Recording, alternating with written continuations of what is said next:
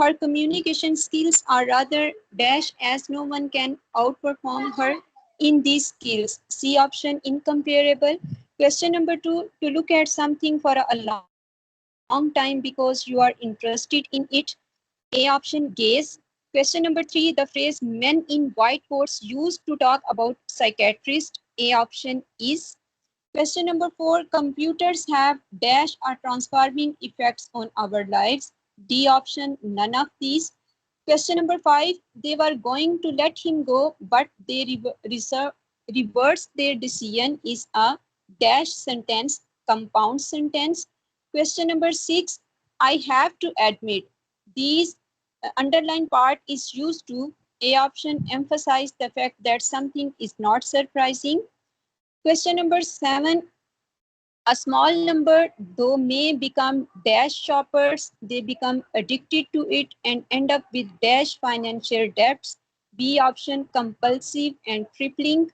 Question number 8, I will first write a rough draft of the essay and then edit it for any dash material so that it becomes convincing and concise. C option, extraneous. Question number 9, there is no cloud in the sky. There function as dash in this sentence. There is adverb of place.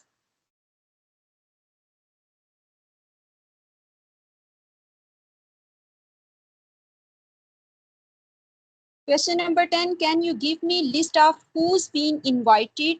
Who's been invited? C option, a noun phrase.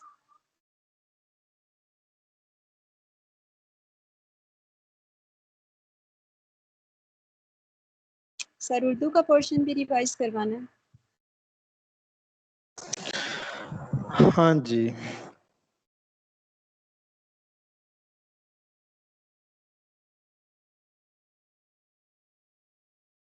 جی مس رخسانہ اردو کا بھی کرتے ہیں. جی میم. Question number 11، Urdu کا رسم الخط نستعلیق کس مغل بادشاہ نے مقرر کیا؟ تو شاہ جہاں نے مقرر کیا تھا. یہاں پر وہ آپشن نہیں دیا گیا. کوشچن نمبر 12، مولانا محمد حسین آزاد کے مطابق اردو کی پہلی نثری تصنیف کون سی ہے؟ کربل کتھا. کوشچن نمبر 13، کس کلاسیکی شاعر نے اپنے اردو دیوان کا دیباچہ سب سے پہلے اردو میں ہی تحریر کیا؟ ڈی آپشن، سودا. کوشچن نمبر 14، سبرس کے مصنف کا نام کیا ہے؟ بی آپشن، ملا وجہی.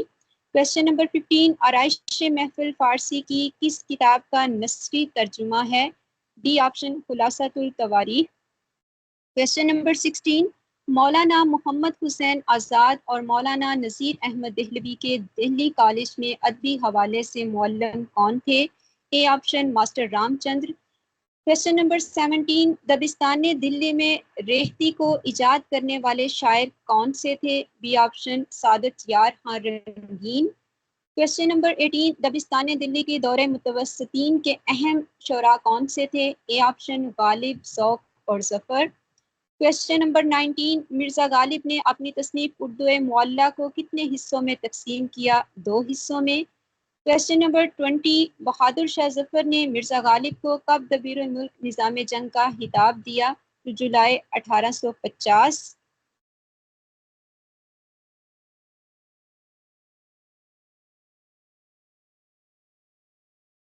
جی سر. جی بسم اللہ الرحمن الرحیم.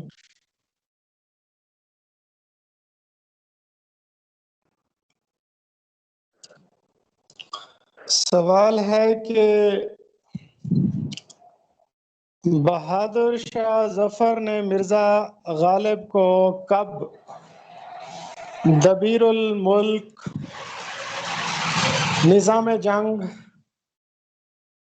کے خطابات عطا کیے تھے؟ تو اس کا درست جواب ہے جولائی 1850. یہ وہ دور ہے کہ جب امور خانہ داری میں مالی مشکلات کی وجہ سے غالب پر قرض کا بوجھ حد سے بڑھ گیا، تو اس لیے پھر غالب نے لال قلعہ میں ملازمت اختیار کر لی تھی اور جولائی 1850 میں بہادر شاہ ظفر نے مرزا غالب کو نجم الدولہ، دبیر الملک اور نظام جنگ کے خطابات عطا فرمائے، اور پھر ان کو خاندان تیموریہ کی تاریخ لکھنے پر مامور کر دیا تھا، اور غالب کا 50 روپے ماہوار وظیفہ مقرر کیا تھا۔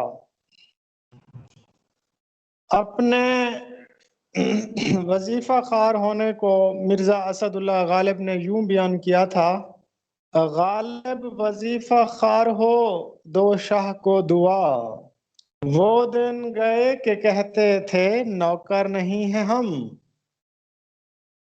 اس کے بعد پھر 1857 میں جب غدر کی لڑائی ہوئی تو غالب کی پینشن بھی بند ہو گئی تھی، اور یہ 50 روپے ماہوار یہ ملنا یہ بھی بند ہو گئے تھے۔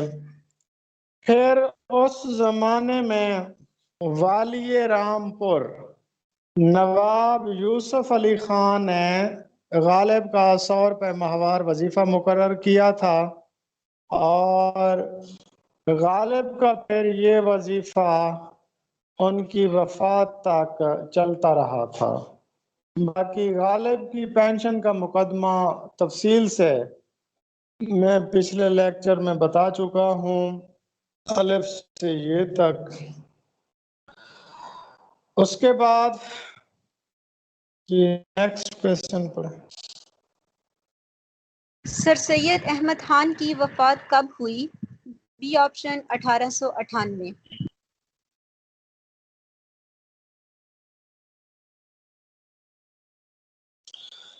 جی، سر سید کی وفات 1898 میں ہوئی تھی۔ پیدائش تو 1817 میں دلی میں ہوئی تھی، لیکن وفات ان کی علی گڑھ میں ہوئی تھی، اور ان کا مقبرہ بھی علی گڑھ میں موجود ہے۔ Next question. 1850 میں سر سید احمد خان کی کون سی کتاب منظر عام پر آئی؟ اے خطبات احمدیہ، بی مقالات سر سید، سی آثار الصنادید، ڈی مسافران لندن۔ جی، اگر دیکھا جائے تو مسافران لندن یہ 1870 کے بعد سفر نامہ شائع ہوا تھا علی گڑھ انسٹیٹیوٹ گزٹ میں کشتواڑ۔ اس کے بعد خطبات احمدیہ یہ بھی سر سید احمد خان نے انگلستان میں لکھے تھے، 12 خطبات تھے۔ اور مقالات سر سید یہ بھی 1870 کے بعد چھپے تھے۔ تو جو آپشن بچتا ہے وہ ہے آثار الصنادید۔ آثار الصنادید سر سید احمد خان کی ایک بہترین کتاب ہے، جو کہ 1847 میں سب سے پہلے شائع ہوئی تھی۔ آثار الصنادید میں دلی کی قدیم عمارات اور کاملین فن کا ذکر ہے۔ اس کی 3 جلدیں ہیں جس کو خلیق انجم نے مرتب کیا ہے۔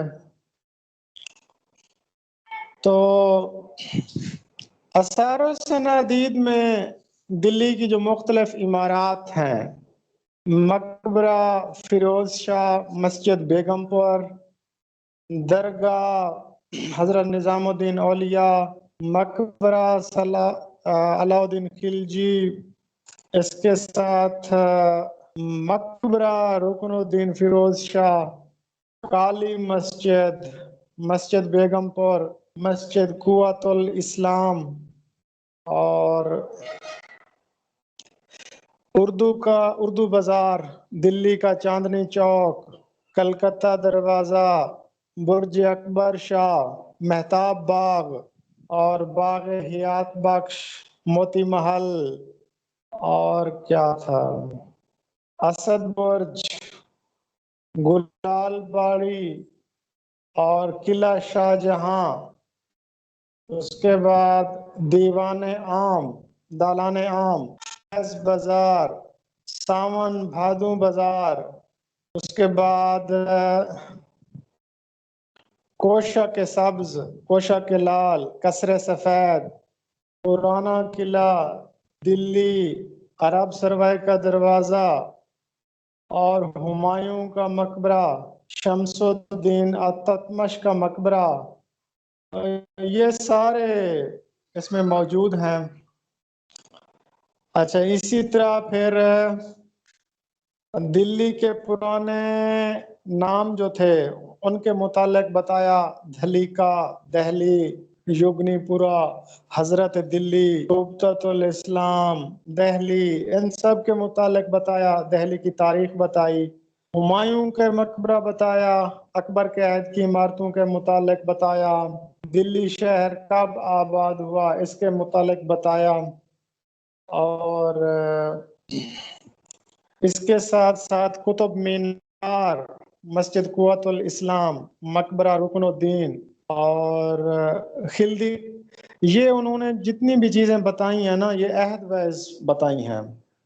اچھا، ابتدا میں انہوں نے اسلامی فن تعمیر کے متعلق بتایا ہے پہلی جلد میں کہ مسلمان جو ہے وہ فن تعمیر میں طاق تھے، مسجد حضرت عمر، مسجد نبوی، فاطمی فن تعمیر، ایوب کے دور میں فن تعمیر، سلطنت عثمانیہ کے عہد میں فن تعمیر، ایران کا فن تعمیر، یہ ساری چیزیں۔ اس کے بعد پھر ہندوستان میں انہوں نے مسلمانوں کے جو فن تعمیر تھا اس کا ایک مجموعی جائزہ لیا۔ اس کے بعد پھر آغاز انہوں نے کیا تھا خاندان غلامہ سے۔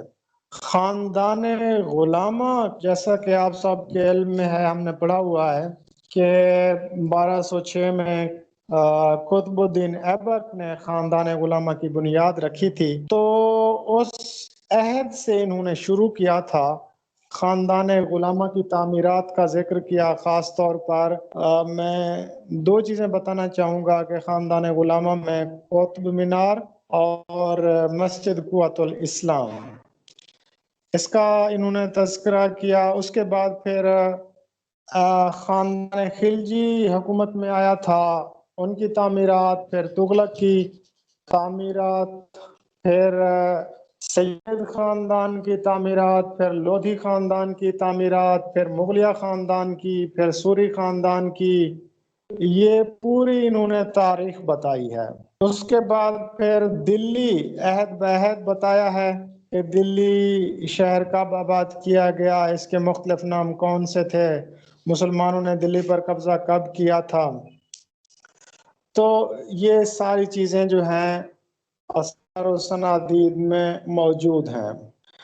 اس کا جو دوسرا ایڈیشن تھا وہ دوسرا ایڈیشن غالباً 1854 میں شائع ہوا تھا، 54 ہے یا 55 ہے، مجھے تاریخیں اکثر بھول جاتی ہیں۔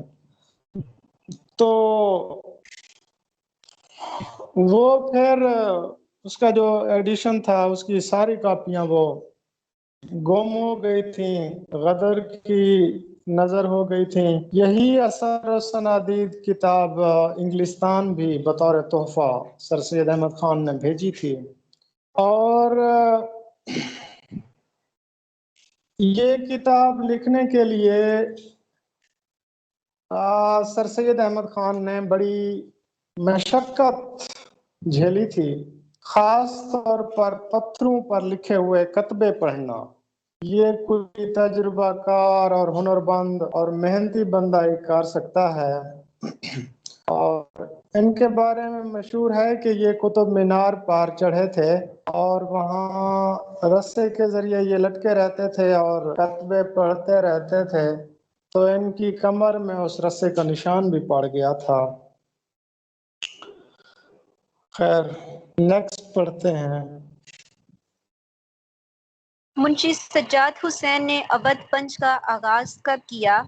اے آپشن 16 جنوری 1897، بی 16 جنوری 1887، سی 16 جنوری 1877، ڈی 16 جنوری 1867۔ جی، یہ 16 جنوری 1877 میں لکھنؤ سے جاری ہوا تھا اودھ پنچ۔ یہ اردو کا پہلا مزاحیہ رسالہ تھا جو کہ لندن پنچ کی طرز پر جاری کیا گیا تھا۔ یہ 7 روزہ تھا۔ منشی سجاد حسین نے 16 جنوری 1877 میں لکھنؤ سے یہ جاری کیا تھا۔ یہی وہ رسالہ ہے جس میں پہلی مرتبہ کارٹون بنانے یا کارٹون نگاری کی رسم کا آغاز ہوتا ہے۔ کارٹون چھاپے جاتے تھے۔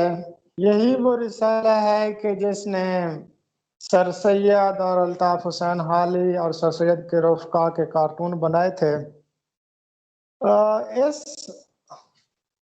رسالے میں جو مختلف لوگ لکھتے تھے، مرزا محمد مرتضی اور مچھو بیگ، اچھا اس کے بعد پھر ان کا قلمی نام ستم ظریف تھا، یہ ستم ظریف کے نام سے لکھتے تھے۔ اور اودھ پانچ آپ کو پتہ ہے کہ 1912 میں بند ہوا تھا، اور یہ بندہ 33 سال تک اس اخبار میں لکھتا رہا تھا۔ ستم ظریف 33 برس تک سب سے زیادہ مزاحیہ مضامین زیادہ عرصہ اسی نے لگایا تھا۔ اس کے بعد پھر اکبر الہ آبادی بھی لکھتے تھے۔ اس کے بعد منشی جوالا پرشاد بھی لکھتے تھے، منشی احمد علی شوق بھی لکھتے تھے، اور بھی کافی سارے لوگ تھے۔ تو یہ اخبار ہندو مسلم اتحاد کا سفیر تھا، اور یہ مغربی تہذیب کا مخالف تھا، اور مشرقی اقدار کا علم بردار تھا۔ کارٹون اور مزاحیہ نظمیں کثرت سے شائع ہوتی تھیں۔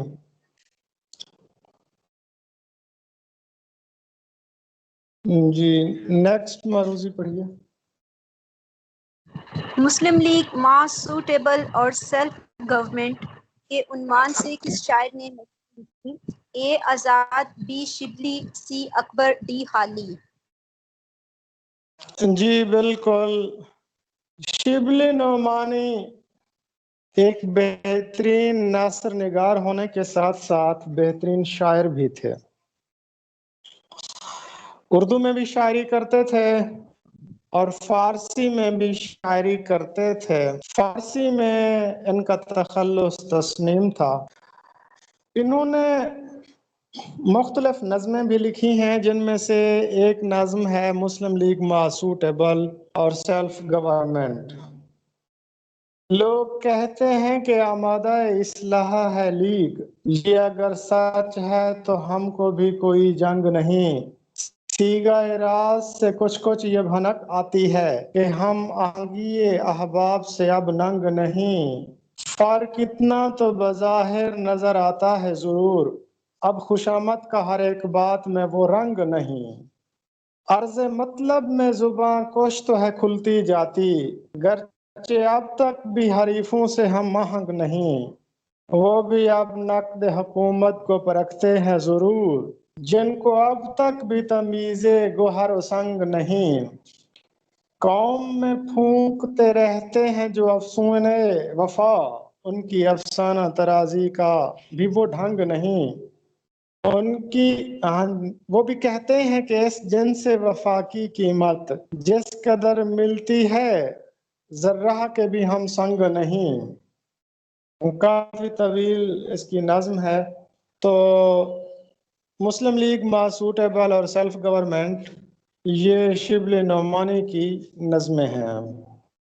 نیکسٹ معروضی پڑھیے۔ مولوی محمد باقر نے دلی سے اپنا اخبار اردو اخبار کب جاری کیا؟ مولوی محمد باقر یہ مولانا محمد حسین آزاد کے والد تھے۔ انہوں نے 1837 میں ایک اخبار جاری کیا، یہ 7 روزہ اخبار 1837 میں دلی سے جاری کیا، اور یہ دلی کا پہلا اردو اخبار تھا۔ ویسے تو ہندوستان میں پہلا اردو اخبار جامع جہاں نما ہے، لیکن دلی میں پہلا اردو اخبار مولوی محمد باقر نے جاری کیا تھا اور یہ ہفت روزہ تھا اور اس کی ماہانہ قیمت اس وقت 2 روپے تھی۔ اس کا پہلا نام اخبار دلی تھا، لیکن 10 مئی 1840 کو اس کا نام دہلی اردو اخبار رکھ دیا گیا، اور اس کے بعد پھر 1857 میں بہادر شاہ ظفر کے حکم پر اس کا نام اخبار الظفر رکھ دیا گیا تھا۔ یہ اخبار انگریزوں کی کھل کر مخالفت کرتا تھا اور بہادر شاہ ظفر کی حمایت کرتا تھا، اور جب جنگ آزادی کی ناکامی ہوئی تو انگریزوں نے دلی کالج کے پرنسپل کے قتل کے الزام میں مولوی محمد باقر کو بھی گولی مار کر شہید کر دیا گیا تھا۔ پھر یہ اخبار 16 ستمبر 1857 کو بند ہو گیا تھا۔ جی نیکسٹ کوشچن پلیز۔ انجمن پنجاب کے مشاعروں میں مرکزی کردار کن شعراء کا تھا؟ اے اکبر اور امیر منائی، بی اصغر گونڈوی اور امانت لکھنوی، سی آزاد اور حالی، ڈی شبلی اور حالی۔ ٹھیک ہے۔ اچھا، آپ دیکھتے ہیں کہ اورنگزیب عالمگیر کے انتقال کے بعد 1807 کے بعد مغلیہ سلطنت زوال کا شکار ہو گئی تھی۔ پھر 1803 میں انگریزوں نے دلی پر قبضہ کر لیا تھا، اور اس کے بعد پھر 1813 میں ہندوستان کی تعلیم کے لیے چارٹر ایکٹ منظور کیا گیا۔ اس کے بعد پھر لارڈ میکالے رپورٹ آ گئی، اور اس کے بعد پھر وہ ڈسپیچ آ گیا۔ اسی زمانے میں 1864 میں، بلکہ اس سے پہلے ہی 1840 کے عشرے میں لاہور اور دہلی میں مختلف کالجز قائم کیے جانے لگے، اور پھر 1864 میں گورنمنٹ کالج لاہور کو قائم کیا گیا، اور ڈاکٹر لائٹنر اس کے پہلے پرنسپل مقرر کیے گئے تھے۔ اور اس کے بعد پھر 1865 میں اس کی یعنی کہ کالج بننے کے 1 سال بعد 21 جنوری 1865 کو ڈاکٹر جی ڈبلیو لائٹنر اور کرنل ہال رائٹ نے آپس میں مشورہ کیا اور ایک تنظیم قائم کی تھی جس کو انجمن پنجاب کا نام دیا گیا تھا، اور اس انجمن کا پورا نام تھا انجمن اشاعت مطالب مفیدہ پنجاب۔ تو مولانا محمد حسین آزاد بھی گورنمنٹ کالج لاہور میں لیکچرر تھے عربک کے، اور پھر انہوں نے مولانا محمد حسین آزاد نے جو انجمن پنجاب کے سیکرٹری بھی تھے، اور جدید مشاعروں کی بنیاد رکھی۔ ڈاکٹر لائٹنر اور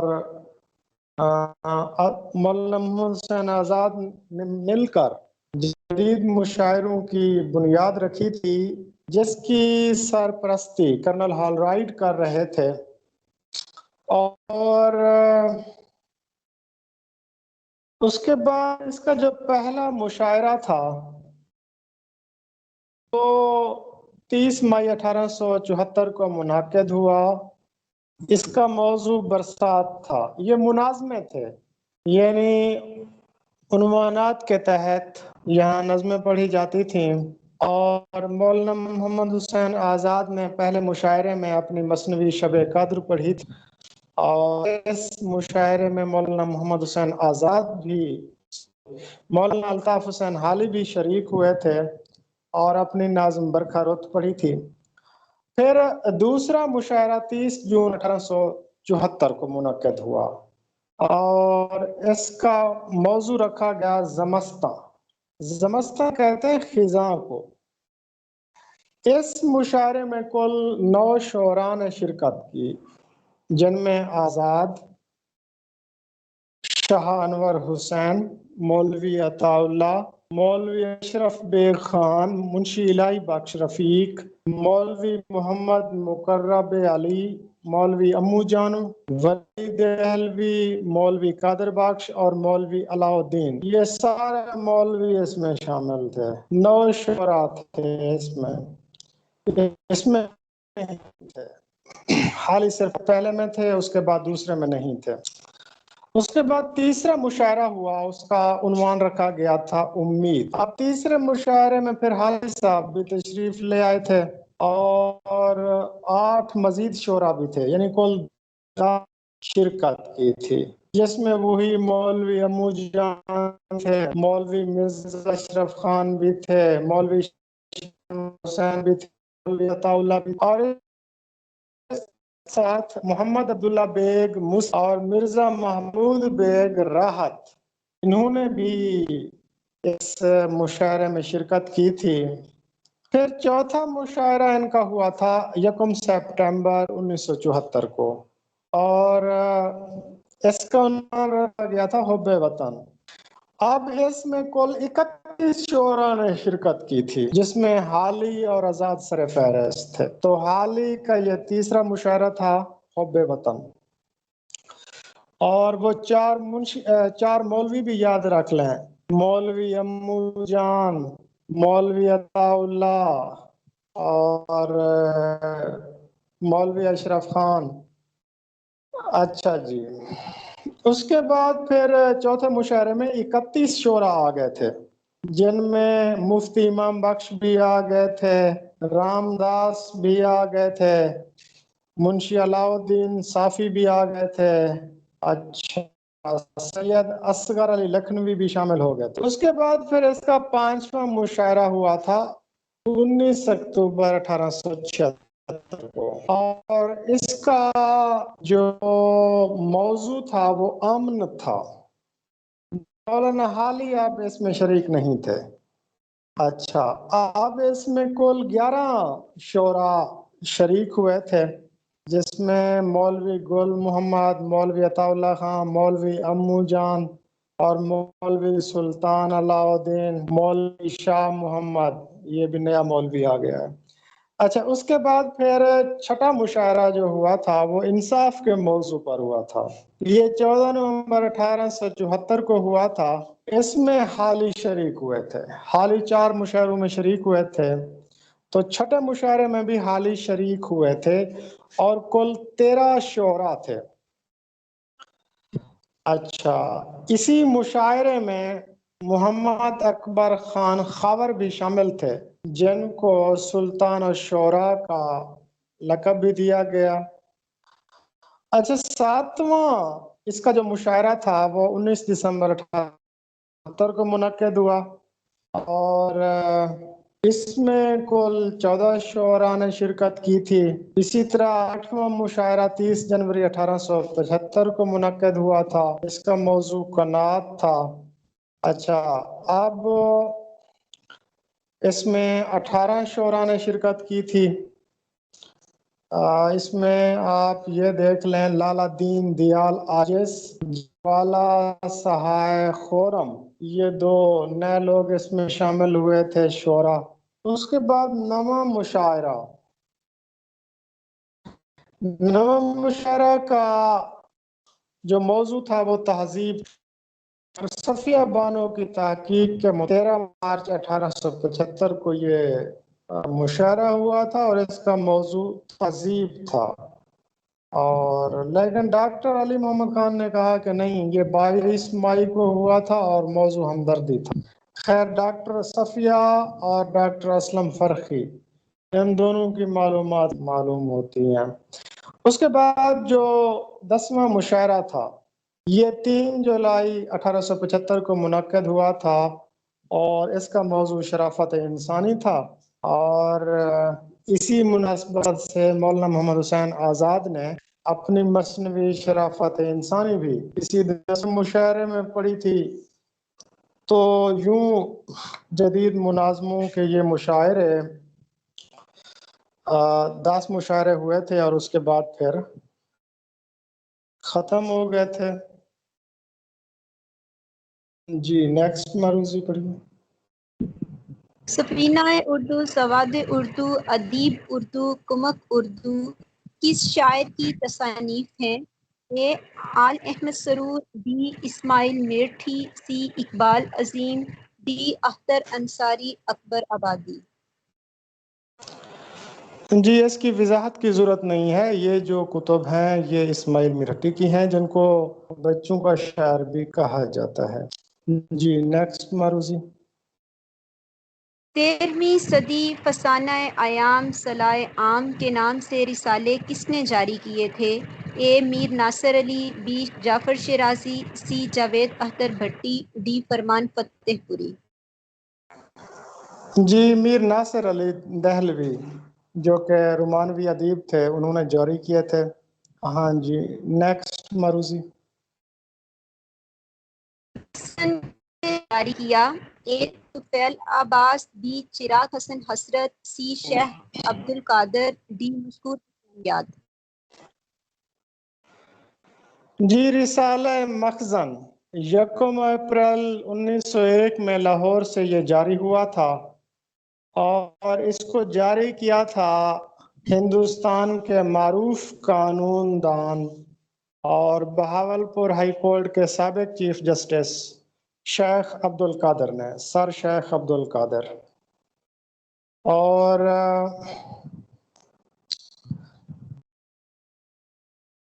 یہ 1904 میں جب سر شیخ عبد القادر لندن اعلیٰ تعلیم کے لیے گئے تھے تو پھر یہ رسالہ شیخ محمد اکرام کے سپرد کر گئے تھے. وہی اس کے مدیر تھے. یہ وہی شیخ محمد اکرام ہیں جنہوں نے آب کوثر، موج کوثر اور عود کوثر جیسی تاریخ ادب پر کتب لکھی ہیں. اس کے بعد پھر 1907 میں شیخ عبد القادر واپس آئے اور لاہور سے دلی کو پائے اپنا مسکن بنایا تو یہ رسالہ بھی لاہور سے دلی چلا گیا.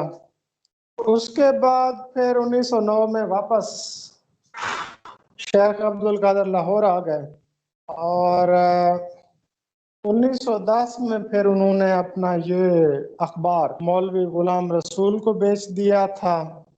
1917 میں مولوی غلام رسول پھر فوت ہو گئے تھے. اس کے بعد پھر تاجور نجیب آبادی نے اس کو چلایا تھا اور یہ تقریباً 1927 تک پھر جاری رہا تھا. اور حفیظ جلندری بھی 1927 میں اس کے مدیر بنے تھے. اس کے بعد پھر یہ اخبار بند ہو گیا تھا. جی نیکسٹ معروض. یالستان کے نام سے افسانوی مجموعہ کس افسانہ نگار کا ہے؟ اے سلطان حیدر جوش، بی جلیل قدوائی، سی رشید جہاں، ڈی سجاد حیدر یلدرم. خیالستان کو اگر دیکھا جائے تو یہ رومانوی ادیب سجاد حیدر یلدرم جو کہ قرۃ العین حیدر کے والد تھے، یہ ان کا مجموعہ ہے. اس میں سب سے پہلے جو 4 افسانے لکھے گئے ہیں وہ ترکی سے ترجمہ شدہ تھے. یہ باقاعدہ انہوں نے کتاب کے آغاز میں ایک نوٹ دیا ہے کہ یہ فسانے کچھ تبازات ہیں، کچھ ترکی و انگریزی سے ملخص ہیں. تو خارستان و گلستان، صحبت ناجن، نکاح ثانی، سودائے سنگین، یہ 4 افسانے جو ہیں ترکی سے لیے گئے ہیں. اس کے بعد پھر ہے مجھے میرے دوستوں سے بچاؤ. یہ ایک انگریزی مضمون کا ماخوذ ترجمہ تھا. اس کے بعد پھر اس دیواج محبت، چڑیا چڑے کی کہانی، حضرت دل کی سوانے عمری، حکایت لیلا و مجنو، غربت و وطن، یہ ان کے اپنے تبازات افسانے تھے. اور ان کے متعلق پھر سجاد حیدر یلدرم نے کہا تھا کہ یہ میرے ہی نکارات تخیل کا نتیجہ ہے. جی نیکسٹ مروسی. نگار کے نام سے کس ادیب نے رسالہ جاری کیا؟ اے نیاز فتح پوری، be Upendra Nath Ashk, C Akhtar Ansari, D Ahmad Nadeem Qasmi. ہاں جی، یہ تو آپ سب کو معلوم ہے کہ نگار نیاز فتح پوری نے جاری کیا تھا. یہ ان کا اہم رسالہ تھا. یہ رسالہ اس کا جو پہلا شمارہ تھا وہ فروری 1922 میں آگرہ سے شائع ہوا تھا. یعنی اس کا آغاز آگرہ سے شائع ہوا تھا. اچھا، اس کے بعد اس کے جو وجہ تسمیہ ہے، اس کا نام نگار کیوں رکھا گیا تھا؟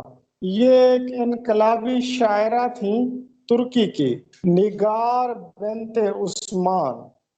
اس کے نام پر رکھا گیا کیونکہ نیاز فتح پوری اس ترکی شاعرہ جو کہ بنیادی طور پر انقلابی اور رومانوی شاعرہ تھیں، ان سے یہ متاثر تھے اور انہی کے نام پر ہی یہ رسالہ جاری کیا گیا تھا.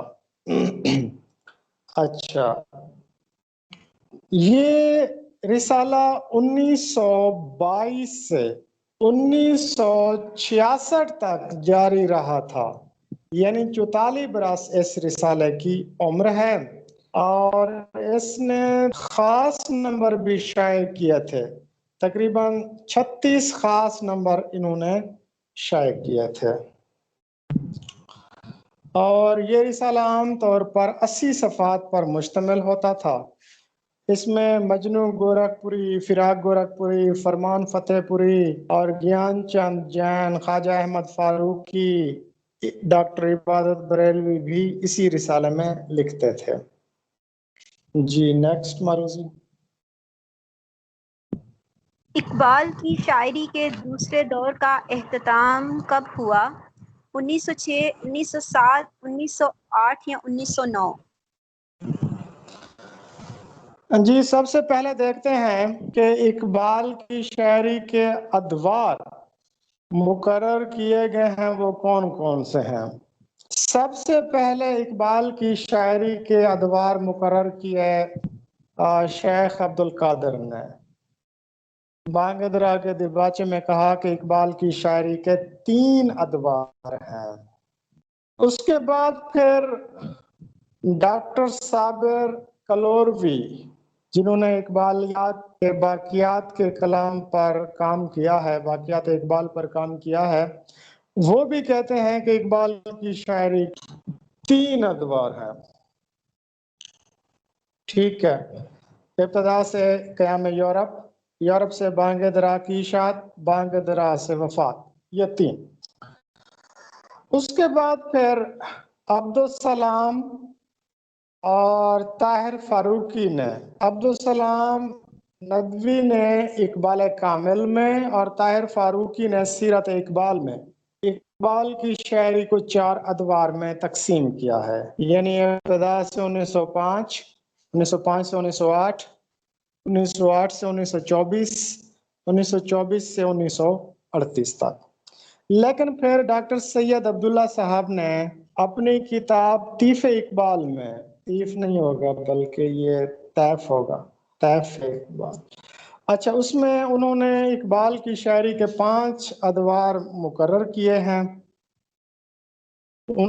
1898 تا 1905، 1905 تا 1908، 1908 تا 1918، 1918 تا 1932، 1932 تا 1938.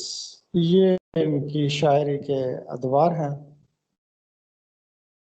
جی نیکسٹ مروزی پڑھیے.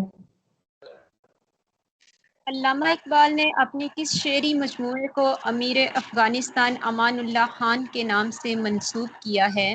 اے جاوید، بی پیام مشرق، سی خودی، ڈی بانگ درا؟ جی پیام مشرق.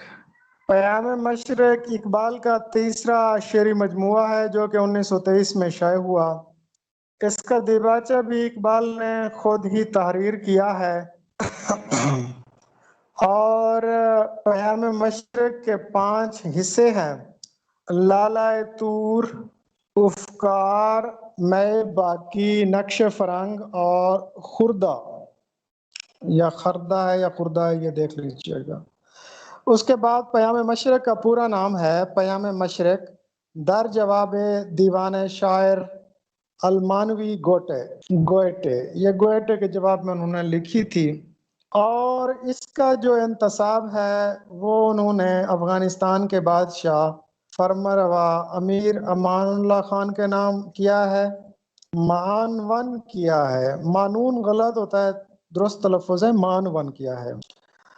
یہی وہ کتاب ہے کہ جس میں مولانا روم کا ذکر 2 مرتبہ کیا ہے، اور اقبال نے مولانا روم کو اپنا روحانی استاد مانا ہے اسی کتاب میں، اور اس کے جو حقوق ہیں، اشاعت کے حقوق ہیں پیام مشرق کے، وہ ولید اقبال اور منیب اقبال جو پوتے ہیں ان کے نام ہیں۔ پھر اس کا منظوم ترجمہ عبد الرحمن طارق نے کیا تھا روح مشرق کے نام سے۔ اس کتاب کے پشتو میں بھی تراجم ہو چکے ہیں، پنجابی میں بھی ہو چکے ہیں، فرانسیسی میں بھی اس کتاب کا ترجمہ ہو چکا ہے، اور یہ وہ کتاب ہے پیام مشرق کے جس میں کشمیر کا ذکر 3 مرتبہ کیا گیا ہے۔ کشمیر کے موضوع پر 3 نظمیں ہیں اقبال کی: ساکنامہ کشمیر، غنیہ کشمیر۔ تو یہ پیام مشرق ہے۔ جی نیکسٹ معروضی۔ علامہ آزاد بن گرامی اقبال کو کیا خطاب دیا تھا؟